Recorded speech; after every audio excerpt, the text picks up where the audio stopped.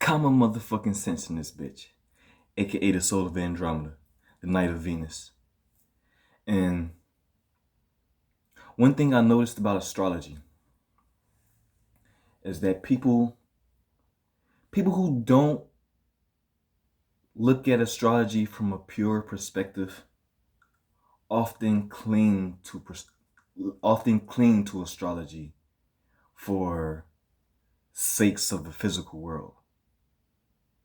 You know what I'm saying? Like people who don't look at astrology and approach astrology spiritually, they look at and approach astrology very physically, very low dimensional. Now, that's not necessarily a bad thing. You know, anything that's lower in dimensions is just slower in manifestation, much heavier, much more dense, much more solid and physical. But with that, a lot of the higher understandings can be misunderstood and forgotten and lost, because it's like you lose the grass the further down you go, if that makes sense. But a lot of people who look at astrology from a unspiritual perspective oftentimes use astrology to get more love and money. Like think about it.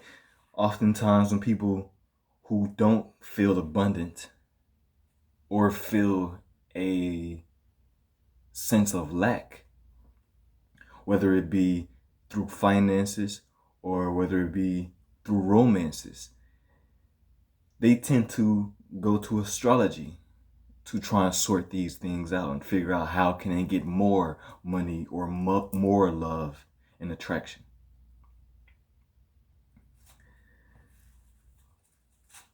Now, a good astrologer, a wise astrologer, will tell you that it's not necessarily about the alignments or the planets. It's more so about how you choose to work with these alignments and planets.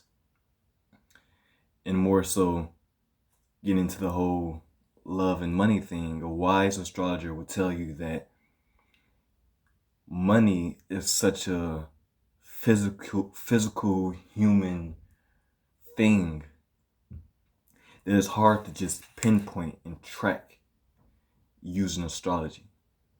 Money is actually an illusion, which brings me to the point of love. Love is also an illusion, but for opposite reasons. Love is such an elusive thing on its own that in order to track it in astrology using just, planets and signs and alignments and shit like that, like that's naive, like life and the experience in the universe is so much more than your birth chart and the way you define love. But wise astrologers know this already. So wise astrologers often tell those people seeking money and love through astrology that this isn't the way. But hungry astrologers, astrologers that need to pay their bills and shit, they'll tell you, they'll read your chart, they'll tell you some shit, they'll read your future, give you some fortune or whatever the case may be. And I'm not even throwing shade on those astrologers right now. Not yet.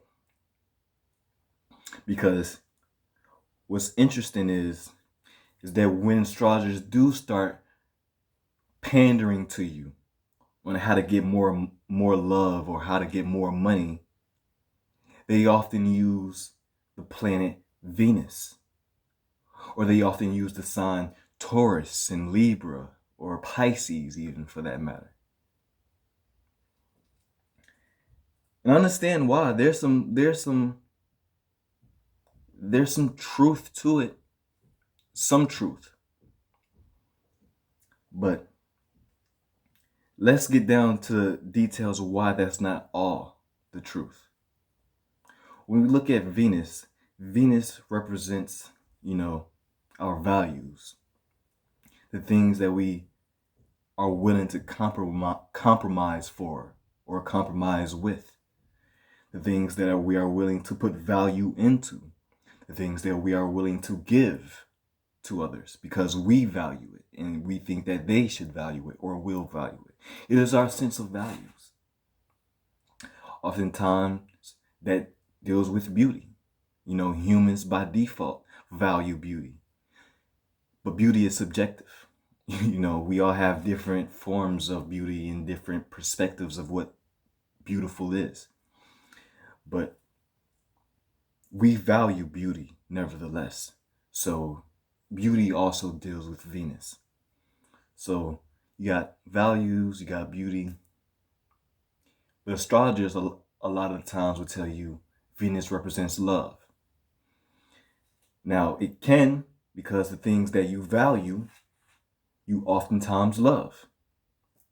The things that you are willing to put value into and invest value into, you oftentimes love. The things that you have that are yours, that you are willing to give, maybe even, are oftentimes things that you love, coming from a place of love. So it correlates, it resonates, it aligns, but again, that's not all love is. Love is much more than that, So to only use Venus doesn't make sense. And going deeper into that, all of these planets, all of these signs, all of these celestial bodies, all of these luminaries, everything in astrology that's mentioned is coming from mythology. All the signs and symbols, all of it, everything has a particular story and allegory attached to it. That is, in fact, how we derive meaning in certain symbols and conclusions for these astrological influences, is because of their mythologies. So, looking at the mythologies, or some of the mythologies of Venus, yeah, there is a tendency to romance. Sure, there is love being mentioned. Not so much so for money.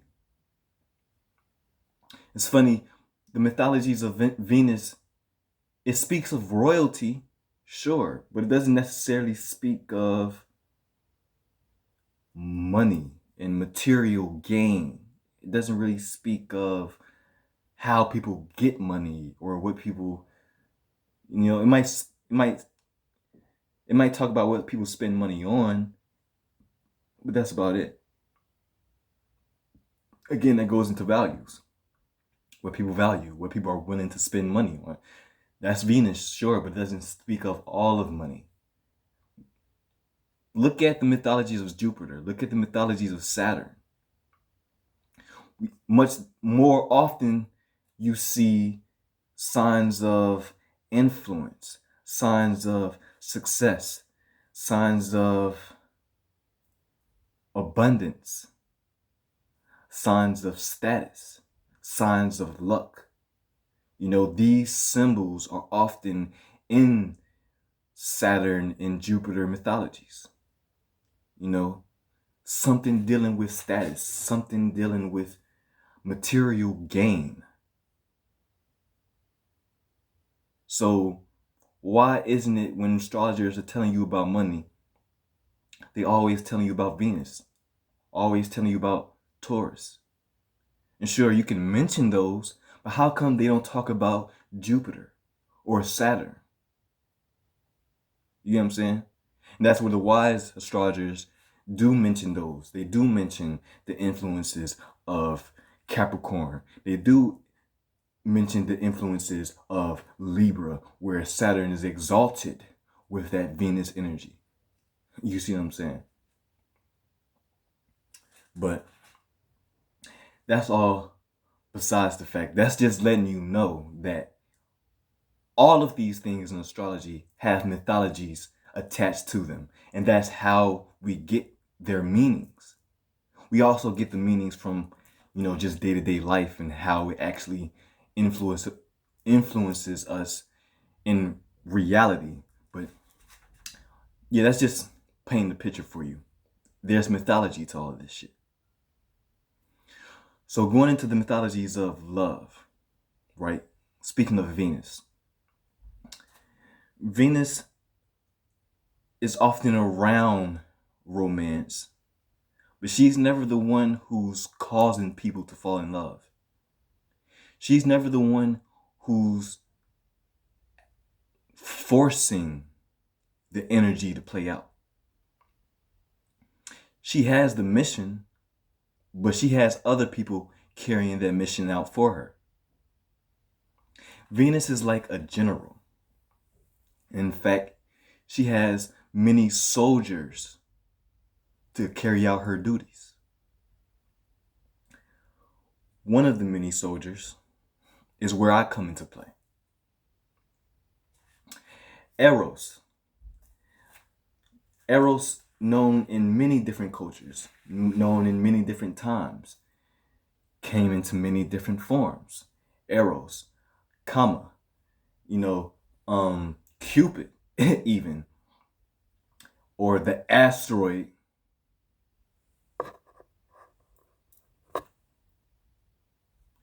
which I'm actually about to speak about. This is the whole point of this video. Not so much so the physical aspects, but the metaphysical aspects of what Eros is. Eros is the person that's carrying out the wills of Venus. You get what I'm saying? Eros is the one that's making people fall in love. Eros is the one that's causing those romantic initiations. Eros is the one that's shooting that bow and arrow, that's getting people to start to feel that feeling of Venus, value, love. You get what I'm saying? So, in one way to say, in order to get through Venus, you have to go through Cupid. And we all know this. Everyone who knows mythology knows this already. And the people who know mythology, who are also into astrology, should have made this connection by now.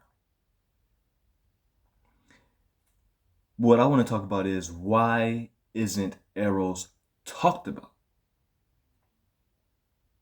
See, when you go and get your love reading and you go get your synastry charts done or whatever the case may be, they always looking at Venus. Or they'll throw Mars in there too, sure. But why are they never looking at Eros? We know what Eros represents. We know what Eros does. Not only mythologically speaking, but we also know what it does on a personal level. Think about the word Eros. Eros means love in Greek, but the Greeks also had like 12 different other words for love. And that lets you know that they had a deeper understanding, a more nuanced, a more broader perspective of what love is. Whereas here now in modern day society, we just cling to one word for love. Now we just think of Venus. Now realizing love is actually coming through many different forms. There's anteros, there's Eros. You know what I'm saying? There's all types of shit. Even literally speaking, there's familial love, there's friendship love, there's the love that you have with your partner, there's the love that you have for your children. Like, all these different forms of love are not the same. Yet in astrology, when you go and get your charts done, all they want to look at is Venus, knowing damn well it gets deeper than that.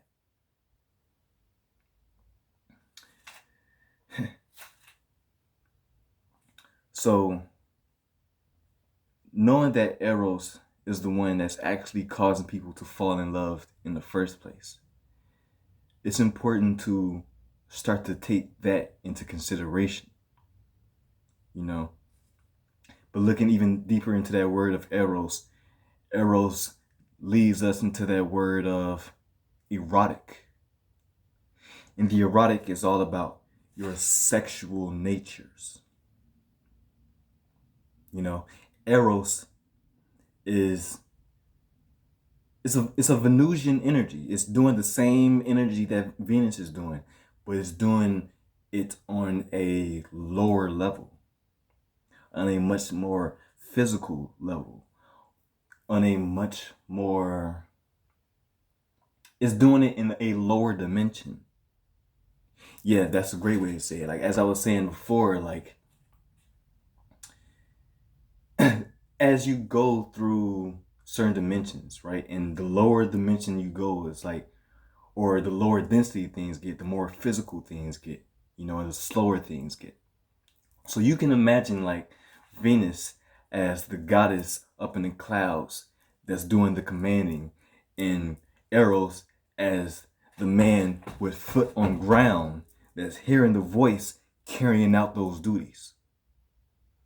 Almost like in Christianity, where you have God and Jesus, and you can't get through God, can't get to God without going through Jesus, right? Same thing here. Venus and Eros. It's the same exact type of energy, where it is the same energy. One is just being manifested in the physical form, while the other one stays in the metaphysical. One stays more etheric. So, going into the erotic, this is the physical love, sexual desires, sexual natures, how you express yourself sexually, or what you sexually are into, what you are sexually are interested in. This is the erotic. This is also all the things that Eros deals with. Now, this is something astrologers already know. Like, in fact, if you go look up some information on the Eros asteroid in astrology, they'll say it deals with your sexuality. Okay, cool. So we know Eros exists. We know it has something to do with sexuality. We know love has something to do with sexuality. We know that people cling to astrology for love. Yet, for some reason, when you go and get these love readings and go hear all this shit about love and astrology, you don't hear nothing about Eros. Now, let's make it make sense. Why is that? Why? Why have we forgotten this energy? Why have we neglected this energy? There could be many reasons why, actually. One of the reasons why could be in just the story itself. Like looking at Eros, how Eros plays out in other cultures. Eros turns into Kama in the eastern side of the world. And one day Kama pissed off one of the other gods. And when he did that, he suffered some of his original influence. The world used to be run primarily on our carnal desires. There once was a time where the only thing we thought about was fucking, fighting, and sleeping. Or actually, fucking fighting and feeding, I should say. 3Fs. that was that was our primary focus at one point. All of us, not just humans. I mean, it is a lot of most other things, but humans too. That was our primary focus at one point. Fucking fighting and feeding. Or fucking fleeing and feeding. Whichever you fell on that spectrum. And, these things deal with our lower desires, our primal desires. This gets into the erotic desire. Because this is a very survival instinct time. The time that I'm speaking about right now. And in this time, you're relying on your survival instincts. You're in your survival natures. All you want to do is make it to the next day. And hopefully you can make it to the next day. And if you can make it to the next day, hopefully you can reproduce your genes so that your DNA, so that a part of you can still make it. So that just in case if you don't make it tomorrow, something still will. That's you. That was all the focus was. So to a certain degree, all the focus was when the next fuck was and how we can find the next partner and stabilize ourselves to keep on reproducing. That was something that engulfed the planet. But then, as our consciousness started to rise, humans, at least, started to realize there's more to life than our survival instincts. And we don't have to worry about the 3Fs all the time. This is where Eros started to take a back seat. And your erotic natures, your erotic desire, your sexual natures, your root chakra isn't such a forefront, isn't so controlling you. You know what I'm saying? That's when we start to evolve from the root chakra and go up and go beyond that. You understand? But, going back to the mythology of it, Eros. See, I'm gonna use the Indian culture because this is how their mythology works, and the mythology changes upon cultures, but the energy remains. It's the same thing. They're just talking about it differently and using different terms and different different language, and different stories. But yes, Eros now being referred to as Kama. Kama seeing his fellow god, Bacchus, also known as Dionysius, but in this culture known as Shiva. Kama noticed Shiva diving deeper and deeper into his meditative states, into his spiritual practices, so deeply that he started to forget about the physical world. Now, whenever someone starts to get too deeply into their spiritual and metaphysical practices, and so deeply into their metaphysical or their meditative states, and they forget to come back to the physical world, this can create illusion or delusion, or at the very least, this can create sense of being highly unrelatable, where you don't understand the real world and how the world works, or vice versa. The world doesn't understand you, and now it's very hard to assimilate and connect. And because it's hard to assimilate and connect, it's going to be hard to create from or for this world, physical world. So anyways, Kama noticed Shiva was getting lost into his transcendental states. And in order to save him from this, he decided to shoot him with a quiver of love, hoping that maybe, just maybe, he will start to see something in the physical world that he can come to love and appreciate, and realize that it isn't something to forget about. But you know what happened? Not exactly what I was expecting to happen. um, he got pissed off.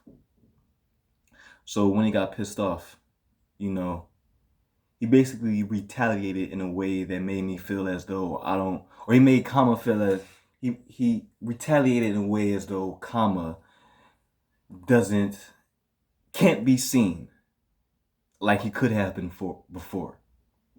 And what he literally did, according to the mythology, is he shot him with his third eye, and Kama disintegrated. And then, you know, Kama's wife came and got him back to life, and boom, boom, boom. But anyways, point is, Kama shot Shiva, pissed Shiva off, and Shiva made Kama invisible. You get what I'm saying? So this kind of plays into this aspect of where humans, where we started to evolve now, the erotic desire wasn't so much at the forefront. And it started to become more invisible. And in fact, even more invisible where we started to clothe ourselves and clothe our erogenous zones. Keyword, erogenous. The erogenous zones are the parts of the body which can be sexually stimulated or can cause sexual arousal, or should I say sexual attraction.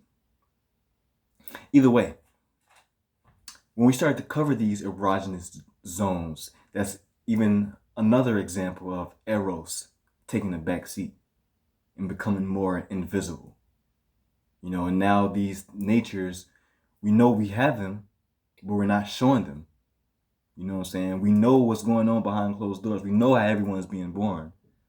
But now it's becoming more private. It's becoming more secretive. It's becoming more metaphysical. You understand what I'm saying? And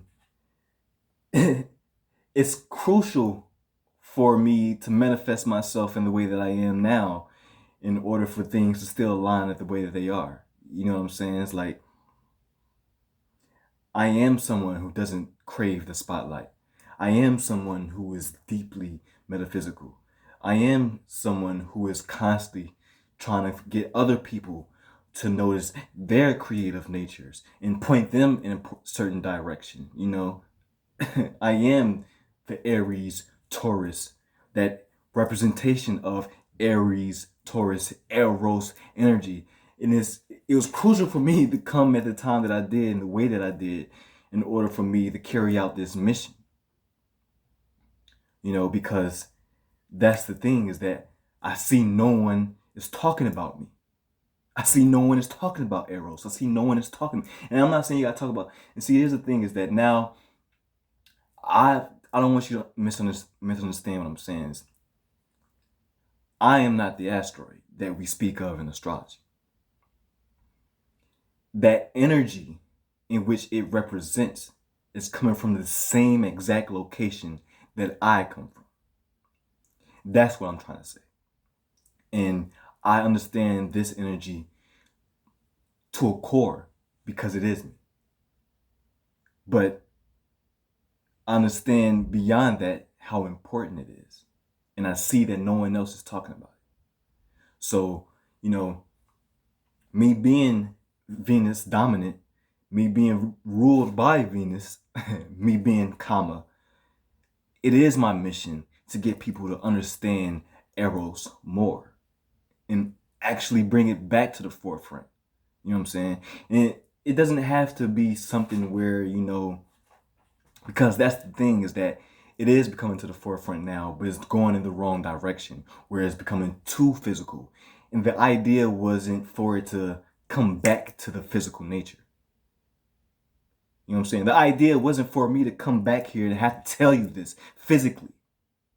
I could have been still metaphysically carrying the shit out. But no, because now we wanted to bring it so physically here, we've forgotten some of the metaphysical aspects of it. And now we've misunderstood so much of the Eros energy.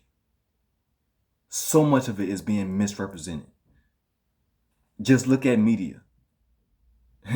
Just look at society. Just look at our understanding of sex in general. We think sex only deals with sex. Sex is all about your creative endeavors, your creativity in general. It's all about putting you in that space that's allowing you to be ready to create. And that's the whole world, baby. That's all the world is creating. Earth without art doesn't even exist. But let me stop ranting. Let me stop ranting. The point that I'm trying to bring here today is that Eros is misunderstood. And I'm making it my duty.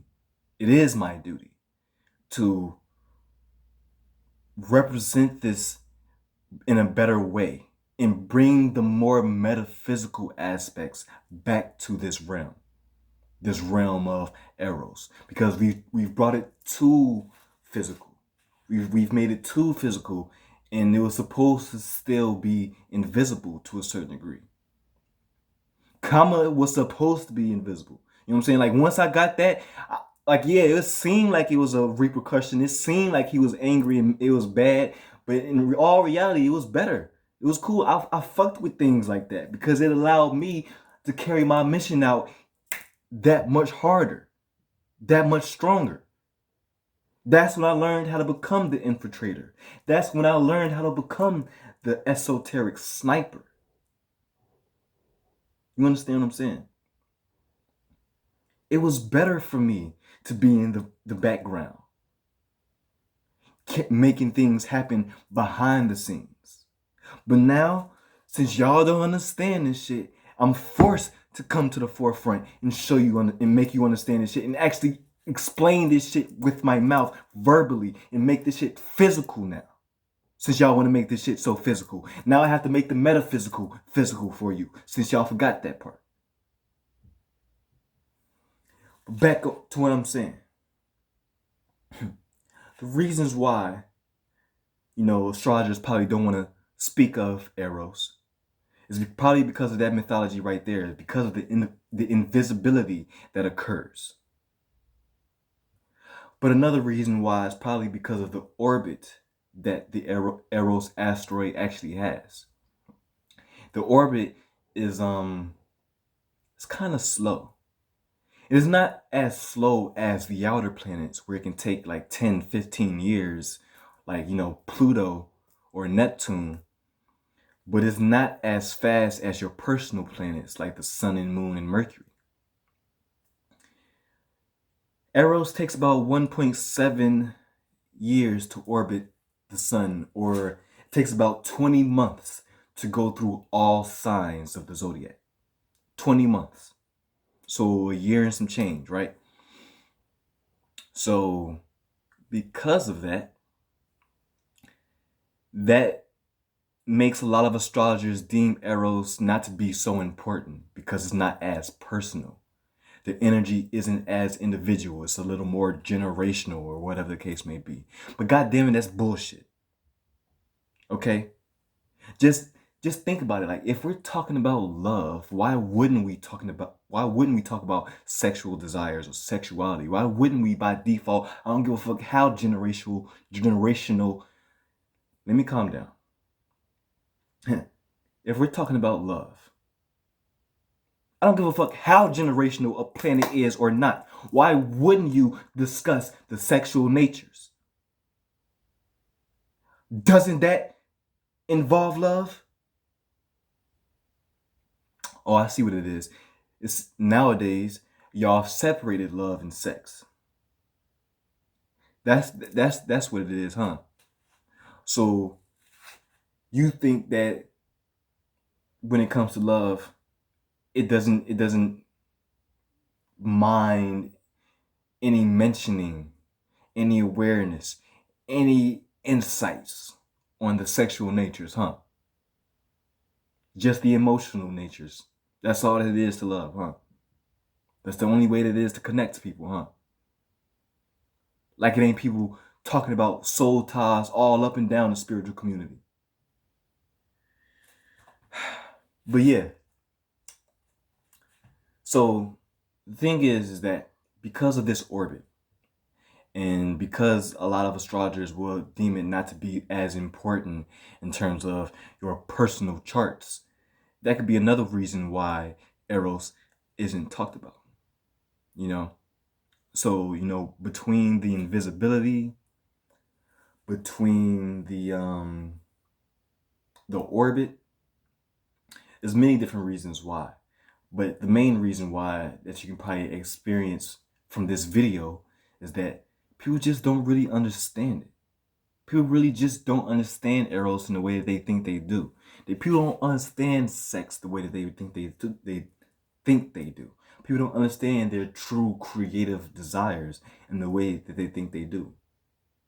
People don't understand their power of attraction in the way they think that they do.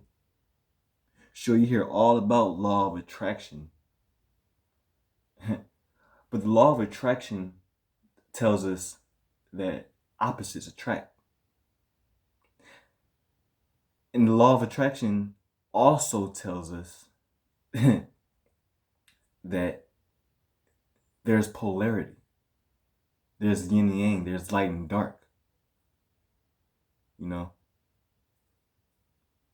So that leads us into psyche also. Eros has a counterpart that is also an asteroid that also has a mythology attached to it. And that asteroid is called Psyche. Psyche is, like the wife of Eros. And this is, if they're not talking about Eros, what makes you think they're talking about Psyche? That's one thing people think they understand too in human nature is our psyche. But the fact that we have psychology lets you know that we don't really understand psyche. That's why we have a whole field to study it, because we don't understand it. You know what I'm saying? So when it comes to, our creativity and our sexual natures, along with our psyche, this is getting to the aspects of astrology that is really dealing with long-term love, long-lasting love, everlasting love.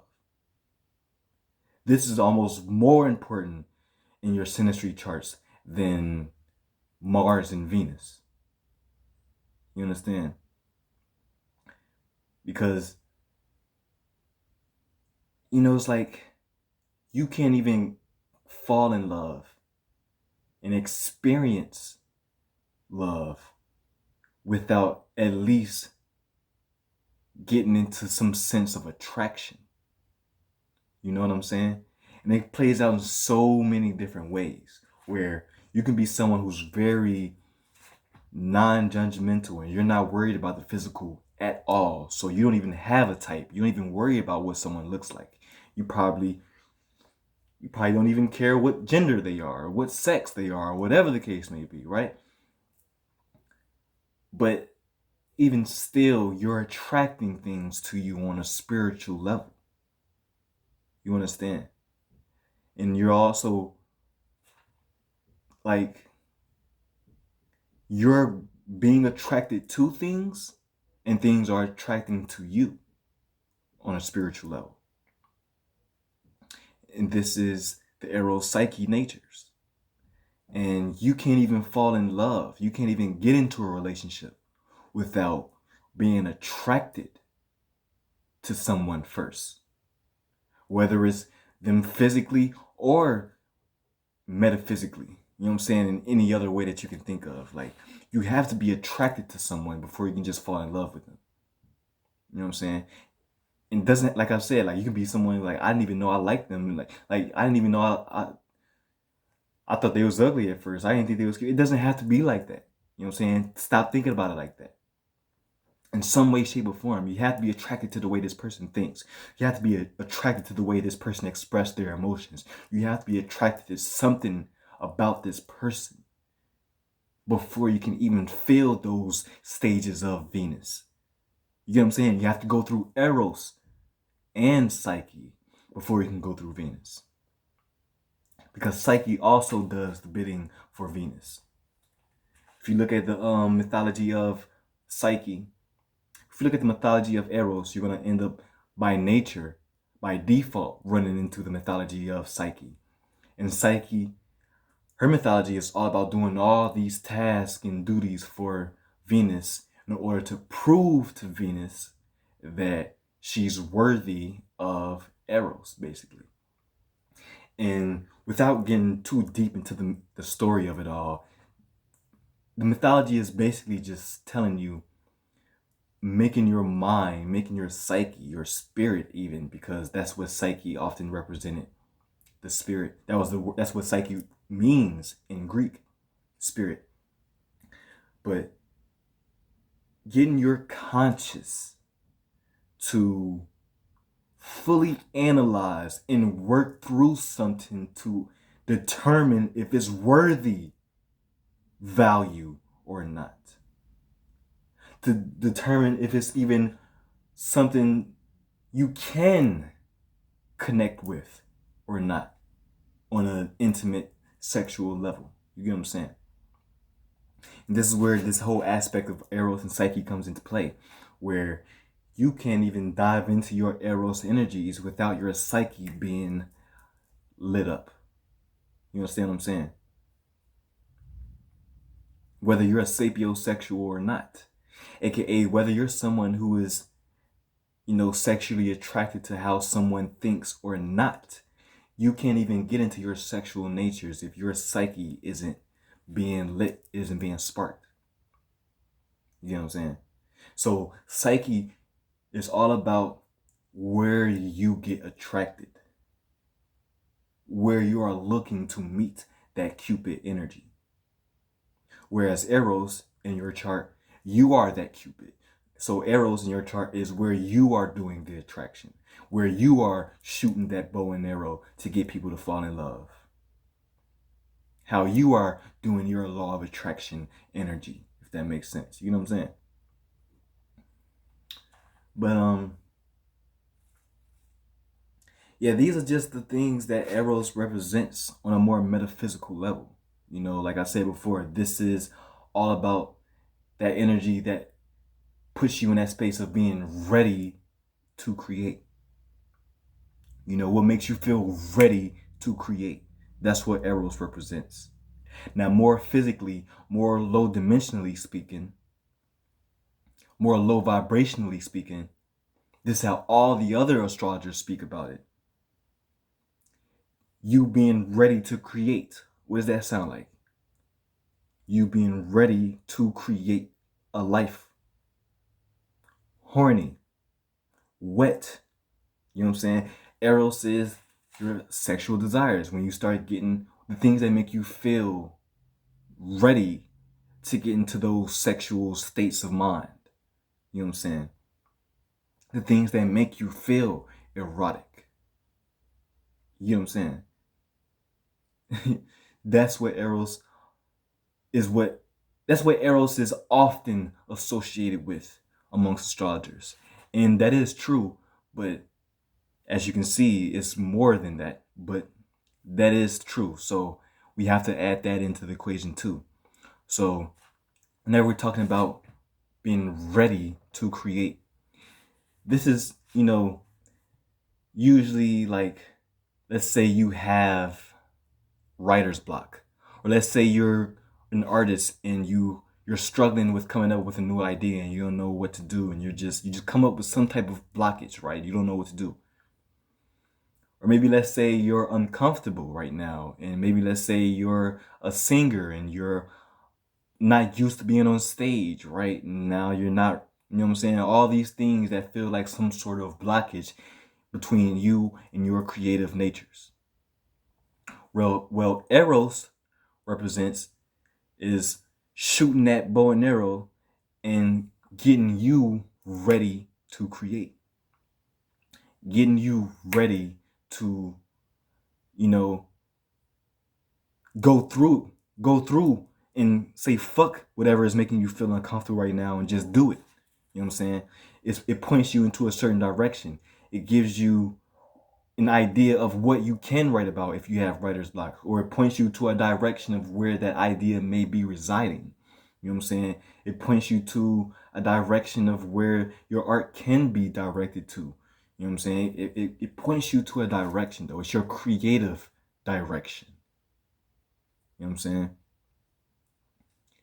And it's the same thing for Palace. Or, well, yeah, Palace. Palace is a little different, but I'm not gonna go too differently. I'm about to start rambling. Palace deserves its own video. Let me just keep on talking about Eros right now. It's your creative endeavors, your creative direction, it's your sexual natures. And it's important to start looking at Eros when we're looking at matters of love. You know what I'm saying?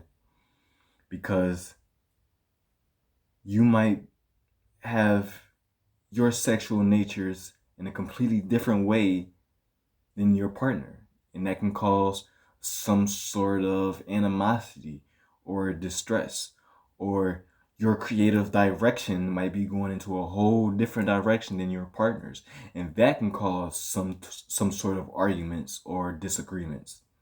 So Eros is important. You know what I'm saying? I really don't get why we haven't been talking about this shit. But I think that's all. I think that's all I had to say for Eros, for real, for real. Oh yeah, also I'm gonna talk about how Eros and Psyche look through each sign in the house. I'm also gonna be doing a whole lot more videos when Eros makes transits. You know, like right now Eros is in Aquarius. So I just dropped a video about that and how it's gonna manifest for each person. You know what I'm saying? Depending on where your Aquarius is. But yeah. Start being on the lookout for Eros transit videos and shit like that from me. Eros and Psyche transit videos, because you gotta do the both. You know what I'm saying? They're both related. But yeah, oh, another thing is that I noticed that, here's the thing. There's pretty much no other astrologers out there that's doing Eros related content, you know? And you're gonna find very little, damn near none, if any, information, updated information, new information on Eros and Psyche out there. So that being said, it's going to be very hard to find information. So for the time being, I am one of the primary or only sources. And if I'm not, leave a comment. You show me who else is doing it, because I would like to see that shit too. You feel what I'm saying? And not only that, it's just that I've been searching for myself and haven't seen anyone else talking about it. And it's funny how all of a sudden when you start doing shit, other people start doing shit. And I'm telling you right now, I don't see no one else doing anything related to Eros or Psyche. You know what I'm saying? Specifically. You get what I'm saying? And even more so, because it's so hard, and for the time being, I'm the only person that's really specializing in this shit. It's probably hard for you to even find where your Eros and Psyche is in your natal chart, in your birth charts, and your transit charts. So, well, even though natal and birth is the same thing, but if you want a natal reading based upon your Eros and Psyche, or you want transit readings, you can just reach out to me. My information is in the description, and we can set something up. But transits, for the most part, I'll pretty much do those. But yeah, and another thing is you can actually find maybe something on Eros and Psyche in your birth chart if you look up astromatrix.org or something like that. But even there, the information is very limited. And I guarantee you, I fucking guarantee you, I have enough confirmation within my own life to know that I'll give you more information than that shit, and it will be spot fucking on. Or it's gonna give you something much more to go off of than the shit that they giving you, because it's scratching the surface. It's so. I'm telling you, ain't nobody talking about this shit, man. Ain't nobody talking about this shit, but I'm talking about this shit now. You feel me?